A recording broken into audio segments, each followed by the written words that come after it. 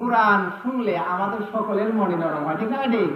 যত বড় মানুষই থাক না কেন কোরআনের কাছে সে জিরো, ঠিক না ঠিক? কোরআন এমন একটি কিতাব, আসমান থেকে আল্লাহ একবারে নাযিল করেন নাই, পর্যায়ক্রমে দরকারে প্রয়োজনে সময় সাপেক্ষে আল্লাহ দান করেছেন, বলেন সুবহানাল্লাহ।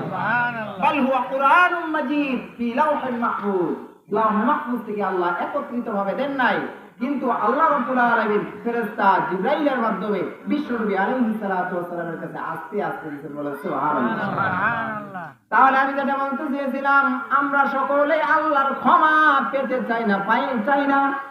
আল্লাহর ক্ষমার জন্য যদি আল্লাহর দিকে দৌড়ায়, আল্লাহ বলেন আল্লাযীনা জাহাদু ফিনা লানাহদিয়ান্নাহুম সুবুলানা, কেউ যদি না আমাকে পাওয়ার জন্য, আমাকে তার আপন করার জন্য সে যদি আমার রাস্তার মধ্যে দৌড় শুরু করে, আমি আল্লাহ তাকে ধরা দিয়ে দেব, বলেন সুবহানাল্লাহ।